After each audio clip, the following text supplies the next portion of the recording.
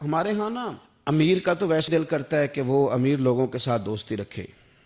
ان کے تو ویسے ہی بڑے مسئلے ہیں بیچاروں کے، انہوں نے اپنے کام نکلوانے ہوتے ہیں. تاجروں کو کچھ سیاستدانوں سے ربط رکھنا پڑتا ہے. بڑے بڑے مسئلے ہیں، بڑے بڑے مسائل ہیں، بڑے بڑے لوگوں سے لوگوں نے رابطے رکھے ہوتے ہیں کہ دنیا میں اگر کوئی کام پڑ گیا، کوئی مشکل آ گئی تو ہم ذرا فٹافٹ ان سے بات کر لیں گے. یہ تو معاملہ اپنی جگہ پہ قائم ہے کہ تاجر نے، سیاستدان نے، بڑے لوگوں نے بڑے لوگوں سے ربط بنائے. لیکن اب کمزوری اس طرح کی آتی جا رہی ہے کہ غریب بھی غریب سے دوستی نہیں کرتا. غریب بھی ڈھونڈتا پھرتا ہے کہ کوئی امیر آدمی ملے، کوئی تگڑا آدمی ملے. وہ بھی منت کر کے فوٹو کھنچوائے گا تو کھنچوائے گا کسی رئیس کے ساتھ. غریب بھی پسند نہیں کرتے کہ ہم غرباء کے ساتھ پیار کریں. ہمارے دائیں بائیں بہت سارے ایسے لوگ ہوتے ہیں جو کمزور ہوتے ہیں، اور میں نے دیکھا ہے کہ زندگی میں تو خیر کرنا دور کی بات ہے، جنازے تک میں لوگ نہیں جاتے. اس میں بھی دیکھتے ہیں کہ کوئی امیر آدمی ہو تو پھر ذرا دوڑ کے، کوئی سیاسی قد کاٹ والا ہو تو سارے آگے بڑھ بڑھ کے چہرے دکھاتے ہیں.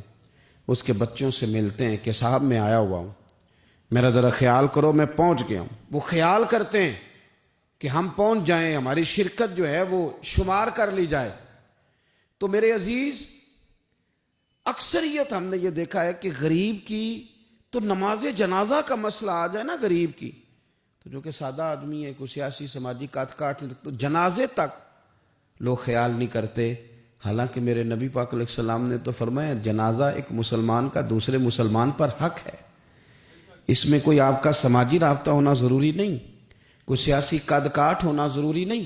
یہ تو ایک مسلمان کا دوسرے مسلمان پر حق ہے، اور حق اچھے طریقے سے ادا کرنے کی کوشش کرنا چاہیے. حدیث پاک سنی، حضرت ابو امامہ بن سہل بن حنیف رضی اللہ تعالیٰ عنہ حدیث کے راوی ہیں. اس حدیث کو امام نسائی رحمۃ اللہ تعالیٰ علیہ نے نقل کیا ہے. ارشاد فرماتے ہیں کہ اطراف مدینہ کے گاؤں میں سے ایک عورت بیمار ہو گئی.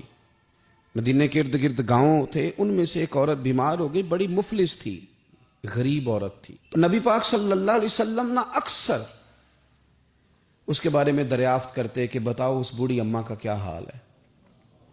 ہمارے ہاں بھی خبریں آتی ہیں اخباروں میں، پوچھا جاتا ہے، لیکن کب؟ جب کسی بڑے آدمی کو کھانسی بھی لگ جائے، فلاں صاحب کو زکام ہو گیا اور ان کو فوری طور پر فلاں جگہ منتقل کر دیا گیا اور سیاسی اور سماجی سرگرمیاں انہوں نے معطل کر دی، تو یہ خبر سب جگہ بریک ہوتی. اس کو فوری طور پر آگے بڑھانے کی کوشش کی جاتی. ایک غریب عورت ہے، مدینے کے نہیں، مدینے کے اطراف میں جو گاؤں ہیں ان گاؤں کے رہنے والی ہے، پر اس کے نصیب دیکھو، اس کا مقدر دیکھو. ہر جگہ مدینے والے محبوب کے تذکرے. وہ کتنی نصیبوں والی عورت ہے جس کے بارے میں حضور کئی دفعہ پوچھتے ہیں کہ اس بیمار کا حال بتاؤ. بظاہر اس کا کوئی سیاسی، سماجی، مالی قد کاٹ نہیں، لیکن یوں لگتا ہے کہ اس کا قد حضور کی تیمارداری کی برکت سے، جب نبی پاک نے اس کا پوچھا ہوگا تو یوں لگتا ہے اس کا قد آسمانوں کے برابر چلا ہو گیا، آسمانوں کے برابر چلا گیا ہوگا. رسول کریم علیہ السلام بار بار پوچھتے، اور جب اس کے زیادہ بیمار ہونے کی خبر آئی تو حضور نے فرمایا اگر وصال ہو گیا تو مجھے خبر کرنا. صحابہ کرام فرماتے ہیں رات کو وصال ہوا، رات کے وقت ہی غسل کفن کر کے اسے مدینہ شریف لایا گیا. لیکن جب معلومات کی گئی تو حضور بظاہر آرام فرمائے، حضور آرام کر رہے ہیں. صحابہ نے مناسب نہیں سمجھا کہ نبی پاک علیہ السلام کو تکلیف دی جائے. سرور کائنات صلی اللہ علیہ وسلم کو جگانا مناسب نہ سمجھا. لوگوں نے نماز جنازہ پڑھا، اس کو دفن کر دیا. حضور نے صبح پوچھا مجھے خبر کیوں نہیں دی؟ بڑے جنازے ہو کے گزر گئے، بڑے لوگ تھے جو چلے گئے، لیکن یہ کتنی نصیبوں والی ہے کہ حضور نے فرمایا مجھے بتایا کیوں نہیں؟ اب مجھے بتاؤ. او یارو ذرا غور کرنا، ساری دنیا گنبد خضرا پر، ساری دنیا حضور کی بارگاہ میں سلامی دینے، اور میرے نبی کریم صلی اللہ علیہ وسلم نے کیا فرمایا؟ فرمایا مجھے بتاتے نہیں اس کی قبر کہاں ہے. یعنی حضور قبر کا پتہ پوچھے.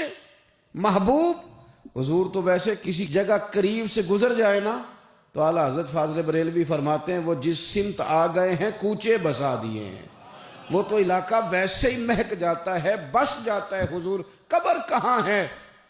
اس کا کوئی سیاسی قد کاٹ ہے یہ کوئی بہت بڑے قبیلے کی ہے؟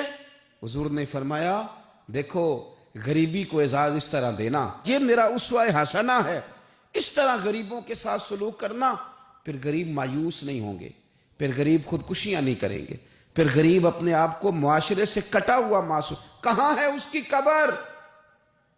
یا رسول اللہ اس قبرستان میں یہ قبر ہے، یہ میرے نبی پاک کا اعزاز ہے، یہ حضور کا اعزاز ہے۔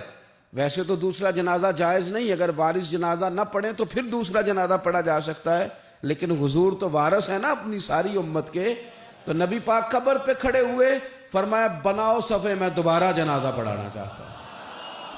ایک دیہات میں رہنے والی مفلس عورت، ایک دیہات میں رہنے والی غریب عورت، وہ بی بی کہ جس کا کوئی بظاہر لمبا چوڑا نام نہیں، کوئی بڑے القابات سے پکارا نہیں جاتا، حضور نے 4 تکبیروں کے ساتھ امام نسائی نے لکھا ہے دوبارہ جنازہ پڑھایا اور لوگوں کو بتایا کہ اس طرح کر کے اگر تم غریبی سے پیار کرو گے نا، ان کی مہک نے دل کے غنچے کھلا دیے ہیں، وہ جس راہ چل دیے ہیں کوچے بسا دیے ہیں۔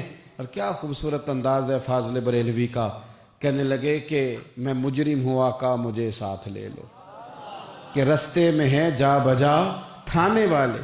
حضور آپ مہربانی کریں ایک دفعہ تشریف لائیں، میرا بازو پکڑ کے مجھے گزار دیں۔